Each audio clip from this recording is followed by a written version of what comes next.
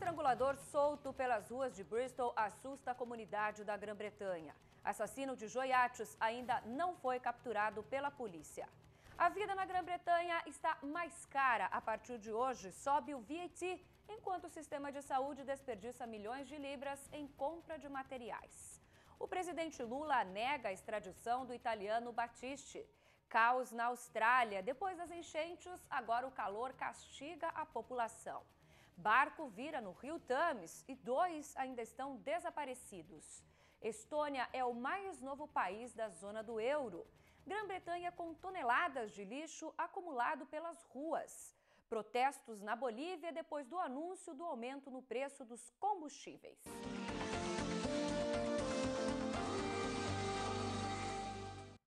Olá! Eu sou Cristina Ramires e a partir de agora você acompanha mais uma edição do Página 1 com informações da Europa e do mundo.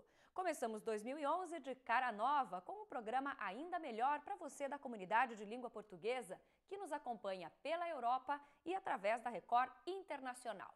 Depois das enchentes que deixaram milhares desalojados na Austrália, agora o calor castiga a população em quase todo o país. Vamos ver a reportagem. No estado de Vitória, as autoridades estão em alerta para possíveis incêndios florestais. No ano passado, 170 pessoas morreram por causa do fogo nas matas. Em muitas regiões, o calor ultrapassou os 40 graus Celsius, a maior temperatura registrada nesta época do ano em um século. As praias ficaram lotadas e o número de salva-vidas foi reforçado para evitar possíveis problemas. Já no zoológico de Adelaide, os veterinários tiveram trabalho para refrescar os animais acostumados com o frio. Até comida congelada foi incluída na dieta dos bichos. Já o nordeste do país enfrenta as piores enchentes em 50 anos. A inundação cobre uma área do tamanho da França. Milhares de pessoas estão desabrigadas. A primeira-ministra, Júlia Aguilar, visitou os desalojados em um abrigo improvisado numa escola. Em algumas regiões, o nível dos rios subiu mais de 10 metros. Segundo os meteorologistas, a forte chuva foi provocada pelo fenômeno Laninha no Oceano Pacífico. A Bolívia vive dias de tensão. Protestos pelas ruas das principais cidades do país contra o aumento dos combustíveis. Até o Ministério da Justiça foi atacado pelos manifestantes. Milhares de pessoas tomaram as ruas da capital boliviana. O protesto foi convocado pelos sindicatos dos motoristas de ônibus e de caminhões. Ruas foram bloqueadas. Os manifestantes atacaram o prédio do Ministério da Justiça, onde fica o gabinete da vice-presidência. A polícia foi chamada. Com bombas de efeito moral, os policiais dispersaram a manifestação e liberaram as ruas. No começo da semana, o governo de Evo Morales anunciou o fim do subsídio às petrolíferas e o aumento de até 83% no preço dos combustíveis. Antes de deixar o cargo, o então presidente Lula negou a extradição de Battisti, um dos criminosos italianos mais famosos da época de 70. Battisti, pelo menos por enquanto, deve continuar no Brasil. Vamos ver a matéria. Condenado à revelia por 4 homicídios ocorridos na década de 70, Battisti, que foi militante da extrema-esquerda, foi preso no Rio de Janeiro em 2007. Um ano depois, o Comitê Nacional para Refugiados rejeitou um pedido de refúgio feito por Battisti. A defesa do italiano resolveu apelar para o Ministério da Justiça.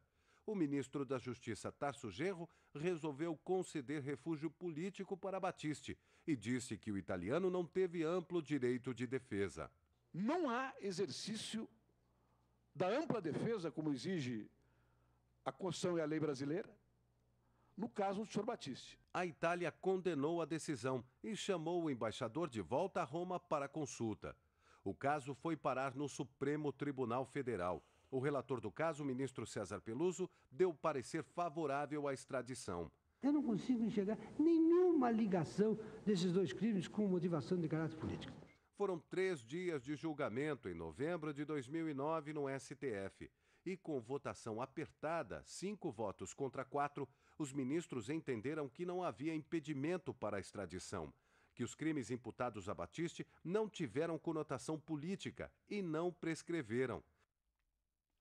E a Estônia é o país mais recente a integrar a zona do euro. Agora o bloco é composto por 17 países. Acompanhem a matéria.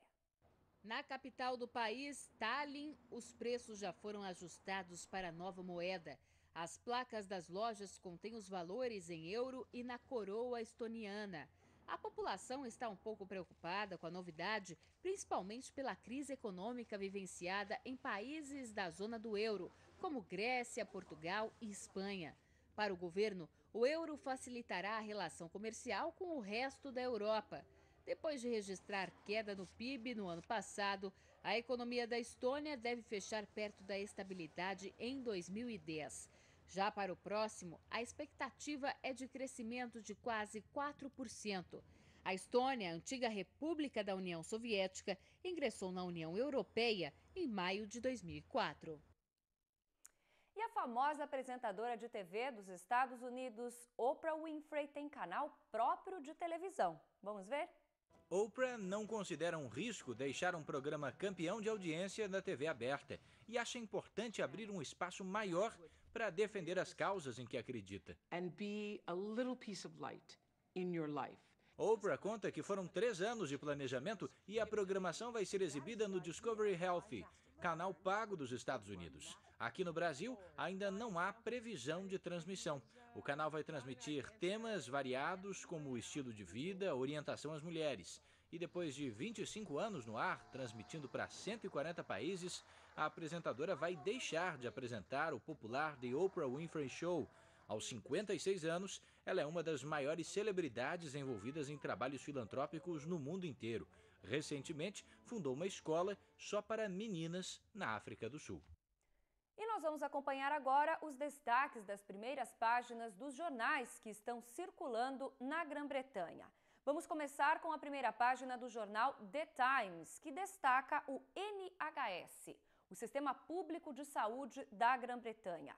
NHS desperdiça milhões pagando a mais por materiais. A matéria diz o seguinte: mais de 1 bilhão de libras por ano, dinheiro dos contribuintes, desperdiçado com a compra de materiais. Gerentes de serviços estariam gastando muito mais para comprar materiais que estariam bem mais baratos. Um exemplo dado pelo jornal é de 8 unidades que estariam pagando 19 preços diferentes para o mesmo marca-passo, desperdiçando até 750 libras por hora, em um dos muitos exemplos que podem ser dados.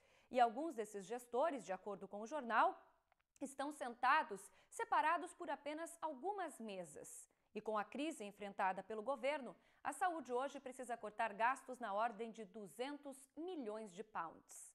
Ainda na primeira página do The Times de hoje, destaque para a seleção inglesa de cricket, que jogou neste fim de semana. E abaixo, foto do cinema que desabou na Austrália neste domingo, deixando centenas de pessoas presas no local. E a partir de hoje, comprar e vender na Grã-Bretanha está mais caro. O VAT, imposto sobre produtos, passou de 17,5% para 20%, o que vai gerar uma cascata de aumento em quase todos os setores. Os primeiros serão alimentação e combustíveis, além, é claro, do transporte público, que desde o dia 1º de janeiro está 10% mais caro. Uma viagem de ônibus passou de 2 libras para 2,20. O Oyster para uma semana de adulto, por exemplo, das zonas 1 e 2, passou de 25,80 para 27,60. Vamos agora à primeira página do jornal The Sun. O The Sun de hoje traz como destaque principal de primeira página a continuidade do caso da arquiteta encontrada morta no dia 25 de dezembro em Bristol, na Inglaterra. O assassino continua solto pelas ruas, alertou a polícia, que admitiu ontem que ainda não sabe quem assassinou Joana Yates, mais de 2 semanas depois que ela foi vista pela última vez com vida. O landlord da casa onde Joana vivia, Christopher Jeffries, de 65 anos, foi detido sob suspeita, mas neste último sábado foi libertado sem acusações. Por conta disso, os policiais alertam a todas as mulheres na região de Bristol que um estrangulador continua à solta. Pede para que as mulheres não andem sozinhas depois que escurecer e que mantenham portas e janelas bem fechadas. Joana foi estrangulada e o corpo dela foi encontrado no dia 25 de dezembro em Bristol. A polícia está oferecendo 10.000 libras para quem souber qualquer informação sobre o caso. Basta ligar para o 999, que é a linha direta da polícia. Vamos à primeira página do The Independent. Entre os destaques principais, o The Independent traz na primeira página matéria sobre o barco que virou no rio Thames no final da tarde deste domingo. 2 pessoas estão desaparecidas. Durante toda esta segunda-feira, as buscas foram intensificadas para encontrar os 2 homens, depois que o barco que levava 6 pessoas virou perto de Shepperton, em Surrey. 4 pessoas, 3 mulheres e um homem, foram levados ao hospital com ferimentos leves e 2 ainda estão desaparecidos. Vamos aos destaques do jornal Daily Mail. O Daily Mail de hoje traz como destaque o caso que chocou a Grã-Bretanha, o assassinato da arquiteta de apenas 25 anos, Joan Yates. A polícia alerta as mulheres, diz a matéria. Não saia sozinha no escuro porque o assassino está à solta. Joana desapareceu no dia 17 de dezembro e foi encontrada estrangulada no dia 25. O crime aconteceu perto da casa dela, na região de Bristol, na Inglaterra. Até hoje, a polícia não tem pistas de quem seja o assassino e faz um apelo à população da Grã-Bretanha. Quem souber de qualquer informação sobre o caso, basta entrar em contato através do número 999. A recompensa para informações que levem ao criminoso é de 10.000 libras. E ainda na primeira página do Daily Mail de hoje, as férias da cantora Sherry Cole e do dançarino Derek. Eles estão na África do Sul, onde passaram juntos em uma suíte de 3.000 libras a diária, a virada de ano. Vamos agora às informações do transporte. Como estão as linhas do metrô neste momento em Londres? Na tela para você.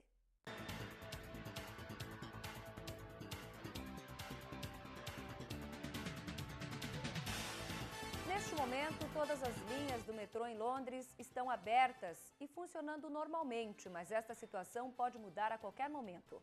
Informações atualizadas você obtém no site www.tfl.gov.uk.